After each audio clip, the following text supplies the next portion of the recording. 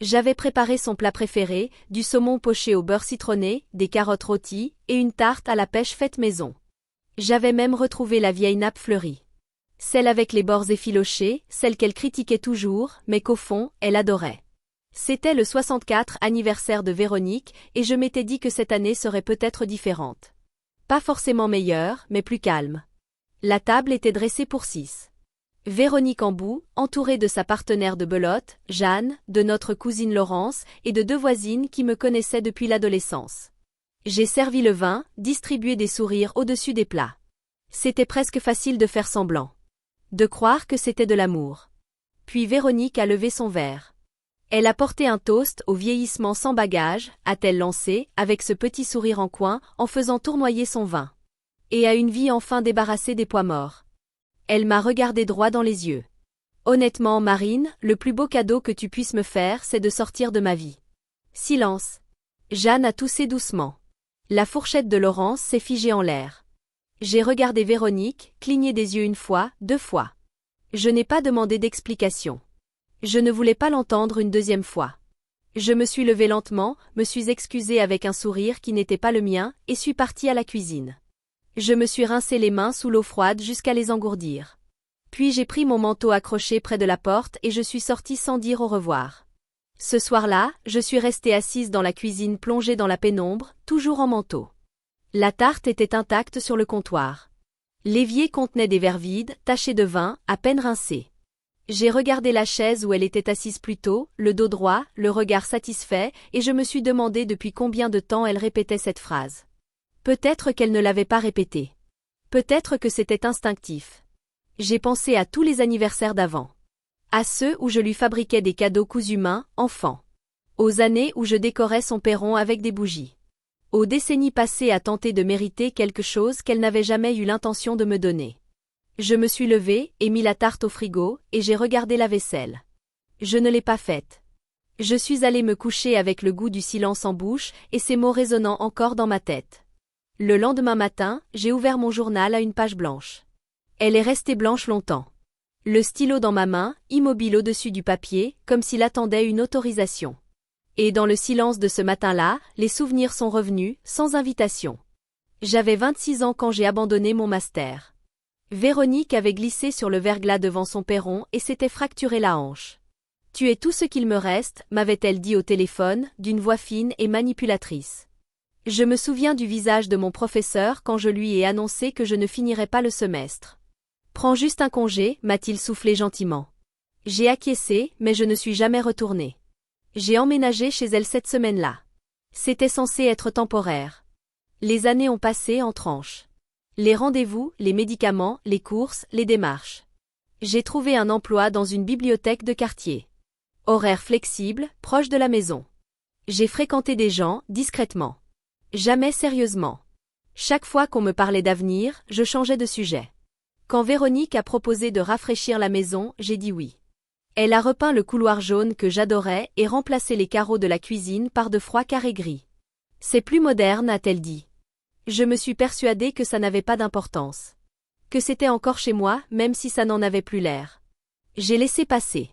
Je l'ai laissé jeter le fauteuil que j'avais acheté avec mon premier salaire. J'ai ri quand elle l'a traité de vulgaire. J'ai dit oui à tous les petits noms. C'était notre rythme, elle demandait, je m'adaptais. Mais ce matin-là, dans le calme, c'était différent. Ce n'était pas de la dévotion. C'était de la disparition. Une lente érosion, fil après fil, jusqu'à ne plus savoir où je finissais et où commençaient ses attentes. J'ai baissé le stylo et j'ai enfin écrit quelque chose. J'ai tout donné pour qu'elle ne se sente pas seule. Mais je ne me suis jamais demandé si j'avais le droit de vouloir plus que survivre à ses côtés. L'encre a saigné sur le papier. J'ai arraché la page, l'ai pliée avec soin et glissé au fond du journal. Puis j'ai ouvert le tiroir de classement et commencé à chercher mes relevés bancaires. Je n'ai pas dormi cette nuit-là. Mon esprit tournait en rond même si mon corps restait figé. Je repassais en boucle tous les moments où j'aurais dû dire quelque chose, poser une limite, faire un choix pour moi, pas pour elle. Mais je ne l'avais jamais fait. J'avais attendu que ça devienne insupportable avant d'oser le nommer. Au matin, j'ai préparé du thé, sans y toucher. Je me suis assise à la table de la cuisine, j'ai ouvert un nouveau journal, et j'ai écrit cette phrase comme si elle attendait depuis des années. J'ai été effacée de ma propre vie. Les mots ont eu plus de poids sur le papier que dans ma poitrine. Je les ai relus 2 fois, puis soulignés 1 fois. Et j'ai commencé. J'ai fait la liste de tout ce à quoi Véronique avait accès, compte joint, acte de propriété, mon mot de passe griffonné sur le bloc-notes de la cuisine. Elle faisait toujours semblant de ne pas le voir. J'ai entouré ce qu'il fallait changer en priorité. Ensuite, j'ai rassemblé tous les papiers possibles, assurance, relevé, ce testament que j'avais signé sans le lire, des années auparavant. J'ai appelé la banque et pris rendez-vous pour la retirer des accès autorisés. J'ai cherché un avocat et trouvé un petit cabinet à 2 villages d'ici. L'avocat s'appelait Tomaré. J'ai aimé ce nom. Solide, sans fioritures. Je n'ai rien dit à personne. Ni Laurence ni mes voisines. Et certainement pas Véronique. Ce n'était pas de la vengeance. Ce n'était même pas de la colère. C'était de l'air.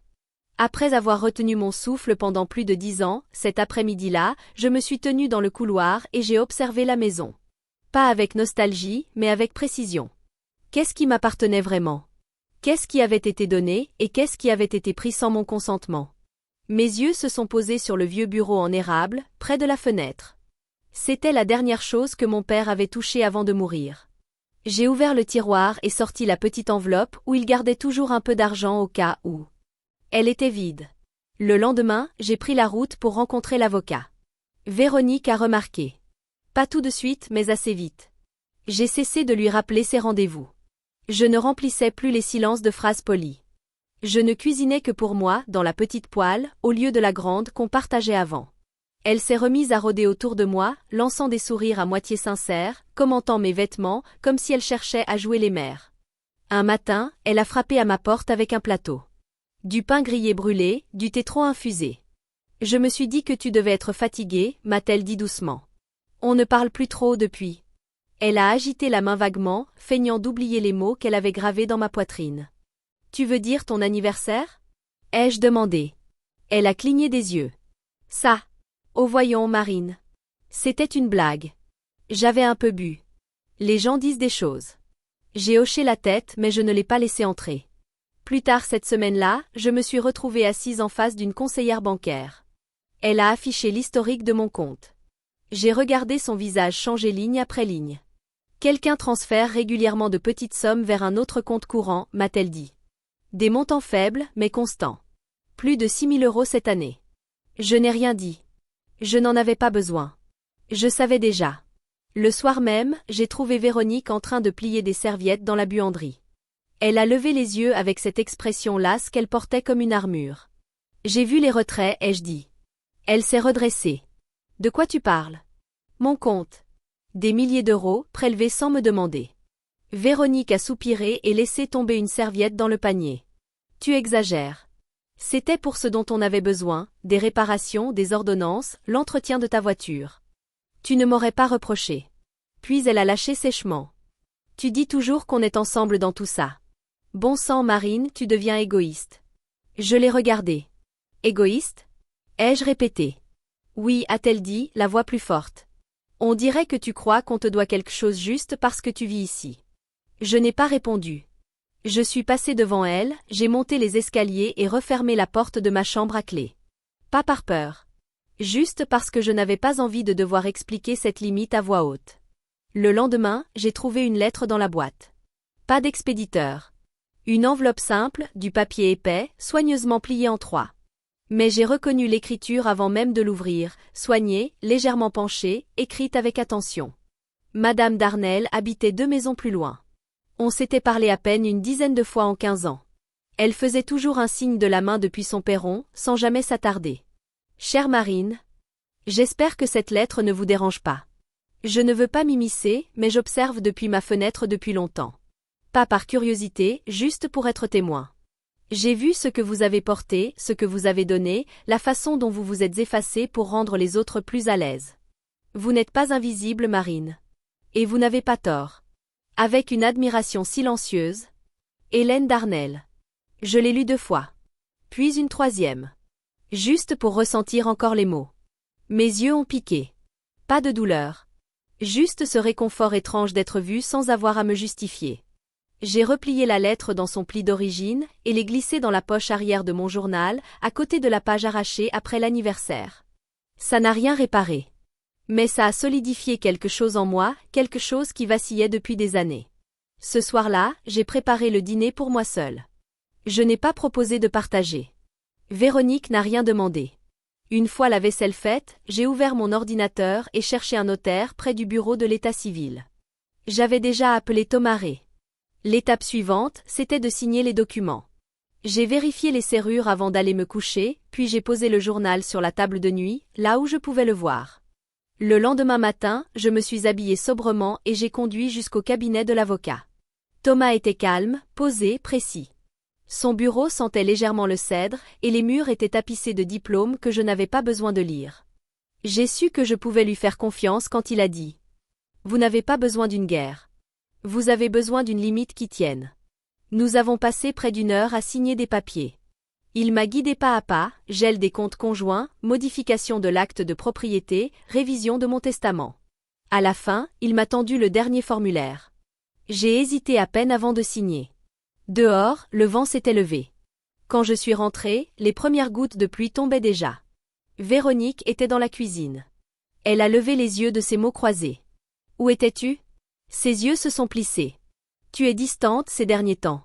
Et secrète. Je n'aime pas ça. » Je n'ai rien répondu. Je suis montée. Ce soir-là, la tempête est arrivée. Pas par le ciel. Par le téléphone. Tout a commencé par un message vocal de ma cousine Rachel. « Qu'est-ce qui se passe là-bas ? Ta mère m'a appelé. Elle dit que tu l'ignores complètement. C'est cruel, Marine. » Puis sont arrivés les textos d'anciennes voisines, ces messages passifs-agressifs qui prennent juste des nouvelles, en glissant au passage avoir entendu des choses inquiétantes. Et puis Laurence, qui elle ne s'est pas embarrassée de détours. Je n'arrive pas à croire que tu puisses lui faire ça, après tout ce qu'elle a fait pour toi. J'ai retourné mon téléphone, écran vers la table, et l'ai laissé vibrer jusqu'à ce que le silence revienne. En bas, les portes claquaient un peu trop fort. Les tiroirs s'ouvraient et se refermaient avec une colère soigneusement chorégraphiée. Véronique traversait la maison à grands pas, comme si le bruit à lui seul pouvait faire monter la culpabilité jusqu'à l'étage. Je suis restée dans ma chambre et j'ai tout écrit. Je ne la punis pas. Je reprends ce qui est à moi. Le lendemain matin, elle a frappé violemment à ma porte. T'as fait ton petit numéro, a-t-elle craché. Maintenant tu vas tout annuler. J'ai entrouvert la porte juste assez pour parler. Ce n'est pas un jeu, Véronique. Il n'y a rien à annuler. Elle m'a regardée, abasourdie. Tu vas le regretter. Peut-être, ai-je répondu. Mais au moins, ce regret sera à moi. J'ai refermé la porte et tourné la clé. 2 jours plus tard, un courrier officiel est arrivé. Notarié. Irrévocable. À la fin de la semaine, Véronique était partie.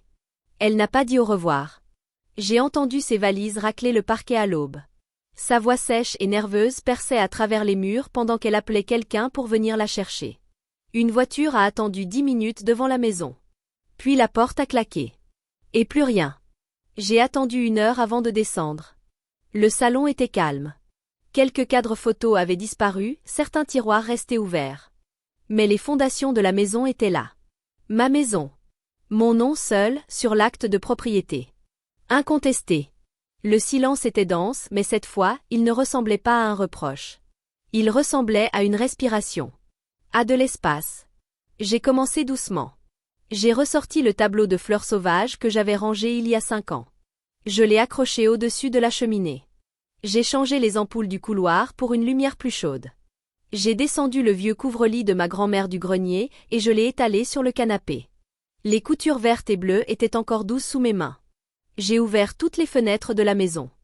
J'ai laissé l'air circuler jusqu'à ce qu'il emporte son odeur. Ce soir-là, j'ai retrouvé au fond du placard une vieille boîte à thé.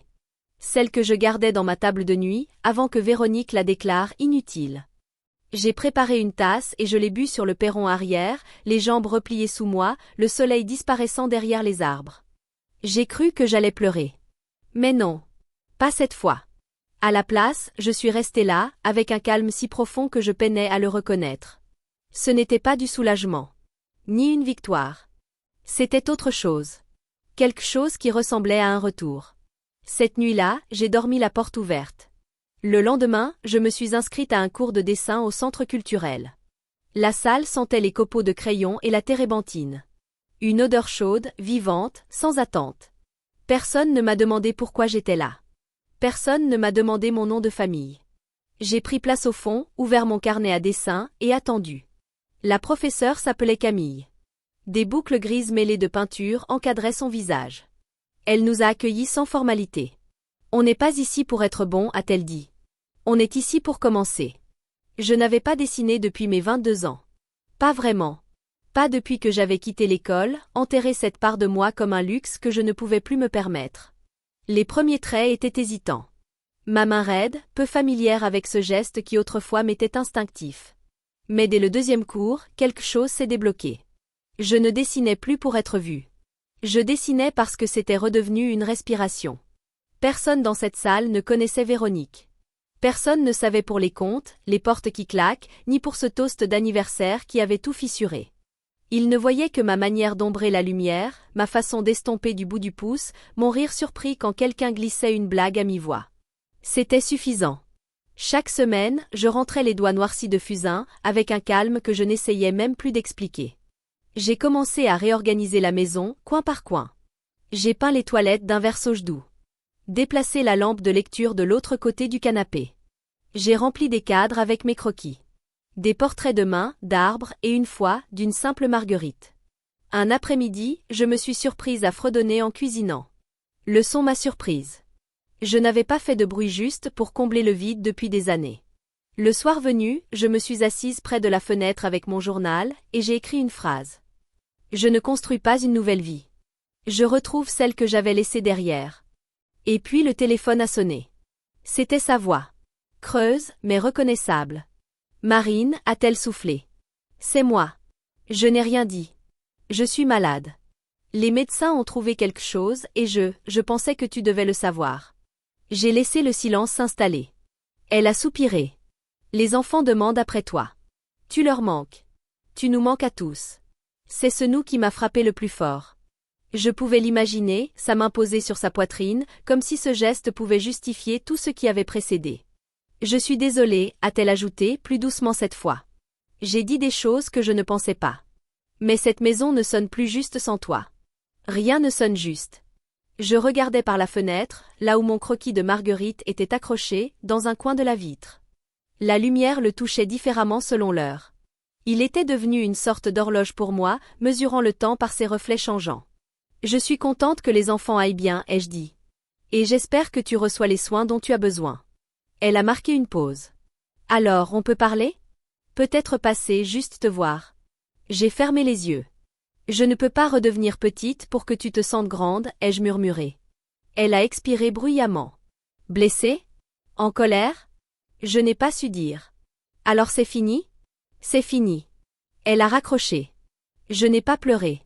Je n'ai pas tremblé. Je suis restée là simplement à respirer. Et pour la première fois, le silence ne ressemblait plus à une punition. Le lendemain matin, je suis sortie au jardin, une pelle dans une main, un sachet de graines dans l'autre. La terre était sèche mais souple. Le genre de sol qui accueille le changement. J'ai planté des semis de lavande, un par un, avec soin. Puis de la sauge, le long de la clôture du fond. Je n'ai pas précipité le geste. Chaque poignée de terre ressemblait à une promesse. Quand je me suis redressée pour étirer mon dos, le soleil descendait doucement sur la terrasse, tiède et bas. Une brise traversait les branches. Et pour la première fois depuis des années, j'ai entendu le monde sans ce filtre de tension. Je suis restée dehors jusqu'à ce que la lumière vire alors. Puis on a frappé à la porte. 2 fillettes étaient là sur les marches. 7, peut-être 8 ans. Le visage curieux, ouvert.